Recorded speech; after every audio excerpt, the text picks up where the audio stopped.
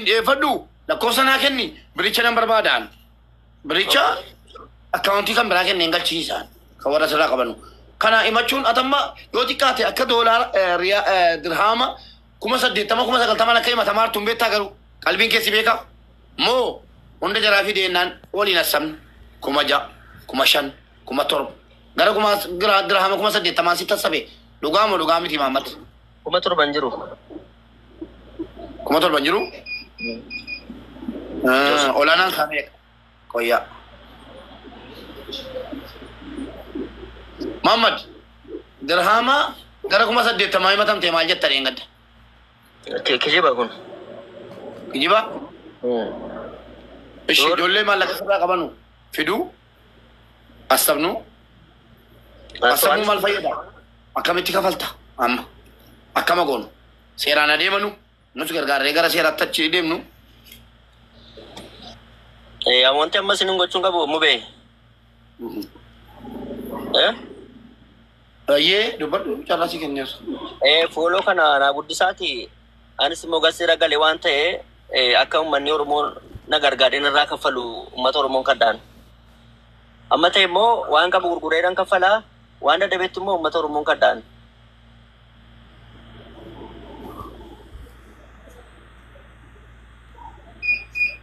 kanuma yaanni kun malee bakka afurmaanni jiru jechuudha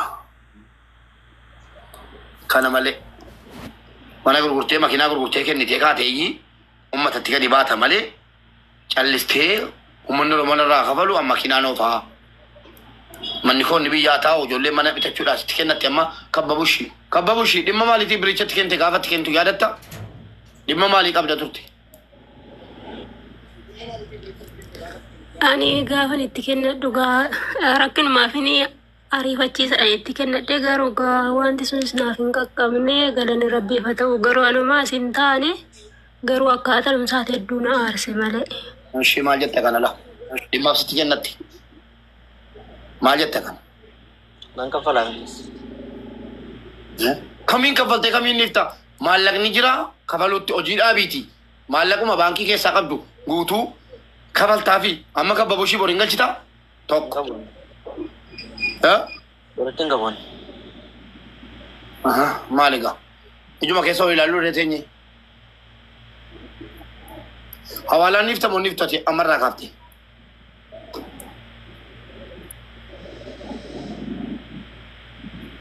akka gootu Muhammad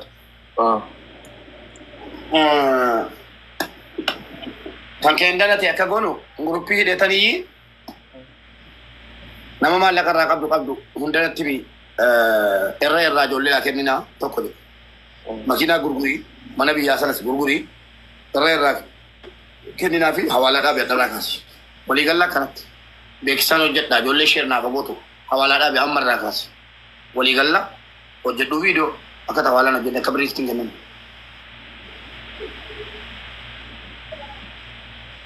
makiinaan gurgurtaa manan gurgurtaa hojiin jijjiirrataa ijoollee asabaraa jennaani makiinaan gurgurame mana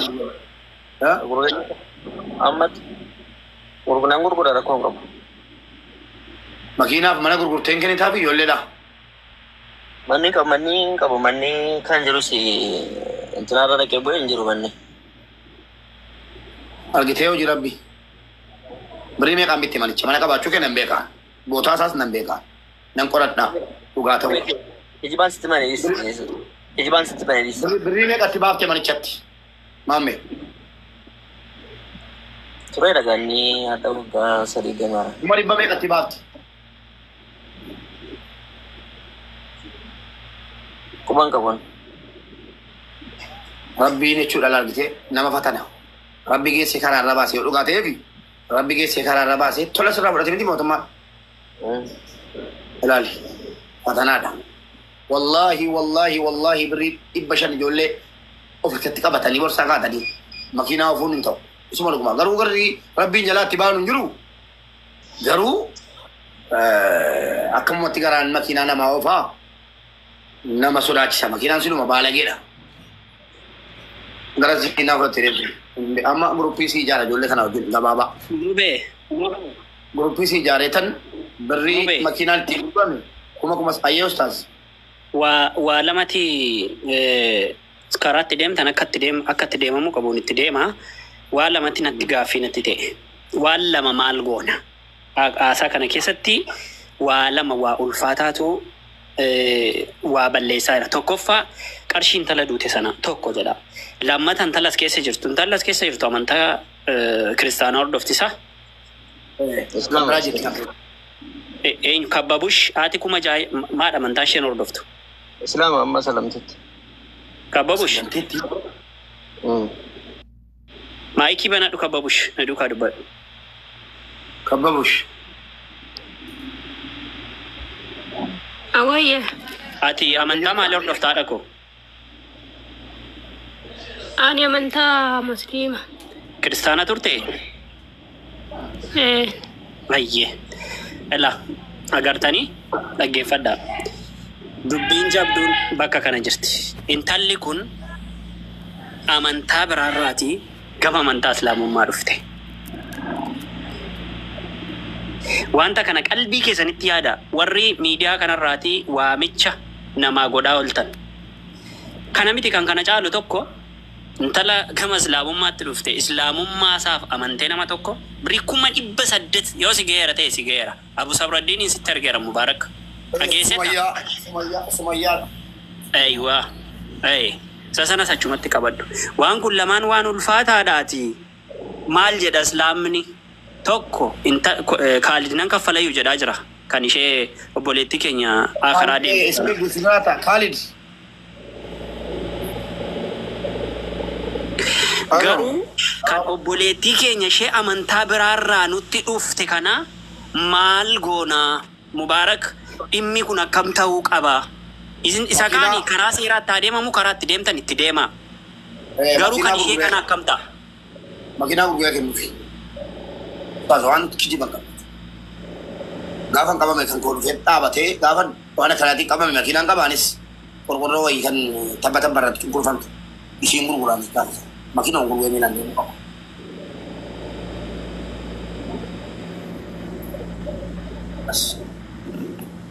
Utuma islaamummaatti nunne dursaa kafalu fiida utuma kiristaana taate kiristaanummaa keessa jiraatte iyyuu wallaahi akkamitti warra amantaa kan biraa immoo dhaqame saamama ustaazni iyyuu kan isaan kaasaniifi isii kan amantaa biraa kana ammaa kafalu jechuu barbaadaniitu jalqabuma jechuudha. kanaaf kaase wallahi amma kana kaffalamuu qaba ofii keessan akka barbaadan yoo wal goota yoo wal wanneettanii akka barbaanne wal goone kan nama amantaa biraa ordofuuf amantaa biraarraa as dhufe wallahi salphina keessaayyuu salphina guddaadha salphina guddaa maqaa islaamummaa balleessuu islaamummaa xureessuu musliimoonni hattuudha nama jechisiisu wallahi Ini galee ustaazni jechuu barbaadanii kan amantaa biraa kana haa kafalu dursee jechuudhaaf jedhan malee akkasiin islaama taate iyyuu hin beekan wallaahi kan isii amantaa biraa kana haa kafaltu jedhanii jennaan sallamteetti jedhe malee kabbabush kan sii dursuu qaba jedhani maaliif haquma islaamaa takkas jedhama amantii islaamaa xureessan namni amantaa biraa keessa jiru edaa warri islaamaa akkanaa akka inni jedhu hin barbaadnu ani iyyuu hin barbaadnu kana sirraa iyyaa ol ustaazadii isaati warra asirraa immoo warra jalaa waan taa'e barreessan feetu kiristaana taatu feetu musliima taatu amantichi irra rakkoo kan isii duute Khalidoo kan isii duute hin kafaltaa birrii 40 irra jira. Assalamu alaikum. Waalaikum assalam warahmatullahi wabarakatuh. Alaikum salam warahmatullah. Nan kaffala Mubarak waan tokko asirratti jechuun ni barbaada Muhammadin. Baddeeniin turellee an kada dura. Muhammad yoo yaadatta taate jechuudha. Saaloonii fuulduratti isheen dubbadeen ture gaaf tokko. Kan mucaa duute kuni kan hunda namaarra nama dhibu. Ituu himattuu duute jedhamu mucaan kun. Muhammad dhiifa manaa godhadhallee waa isa dubbataa ture jechuudha iddoo hojii. Hangaaf tokko sitti hin ture makiinaa keessatti yoo yaadatta ta'e jechuudha. Ijoollee nama birii wal dhowwattanii jaarsummaa isa bira dhufe. Birii sanallee hin galchine. Dabalatan moo maal asiin jira gaafuma sun. Dubbiin kun yoo bal'ataa dhaqee jira Mubaarik bira ga'a. Hojiin kun illee sirkatti bada. namni immoo gaafa waan akkanaatiin maqaa kan kee dubbate hojii keetti illee hin baataa. Birrii ijoollee kana sarrafaa fi galchaa fi deeme siin jedhee si hin taaseen ture. Dhugaa dubbachuun mucaa sii duute kan adda ijoolleen kaasanii tuu himatti duutee jedhan. Kana duwwaa miti. Imaaraatii kana keessatti wantoota isin biran ga'inichi diidan isaa jiru. Waa'ee birrii awwaalaa duwwaa lama wanti isin dhageessan. Imaaraatii kana keessatti awwaalaa kophaa miti yaati manaa si madaatti akka hori. Keessaan an godhe. Dhiifama irratti dabalame waa'ee awwaalaa duwwaa tun ta'in ijoollee dallaalanii warri biiroo qabanullee imaaraatii dhuftadanii asirraan immoo ituu fedhii jiraan hin ta'in ijoolleen karaa baareen itti jechuun silkii hirkaa fuudhanii maatii illee dubbisiisan dirqamaan jechuun birriitti gurgurataa jirantu jiru. Ijoolleen bootaa deemtu beektu ijoolleen shamarraniin biyya irraa dhuftu fakkeenyaaf miskiina jechuudha. Kan waa tokko hin beekne baareenii deemaatti joordaanii deemaatti kan hin beekne jechuudha. Tokko inni cimaan isa kana lammaffata ammoo ijoollee dhiiraa. Ijoollee dhiiraa irraa namni dallaala ta'e yeroo biyya kana fidu birrii Itoophiyaa 250 kanneen kaafuudha. Hojii birrii ji'a tokkotti 100 nagadattu birrii 90 nagadattu si galchadee fidee gaafa fidanii biyya kanaan gaane hojii galchuudhaaf immoo diraamaa biyya kanaa komishinii 1,000 gaafatu. 1,000 jechuun birrii Itoophiyaa 1,000. Ijoolleen kun yoo isiin birrii kana hin qabne gadi baasanii gatu karaa makiinaa irratti. Ijoollee iddoo dhattu hin qabne jechuudha. Wallaahi wabillaahi jechuudha. Iddoo hojii keenyaatti ijoollee godinyaa kan koo mana mataa keessa wajjiniin hojjedhu. Ijoollee meeqa birrii buufne tikkeettii kunne biyyatti deebiin irra. Birrii 250 Itoophiyaa harkaa fuudhanii ga'e.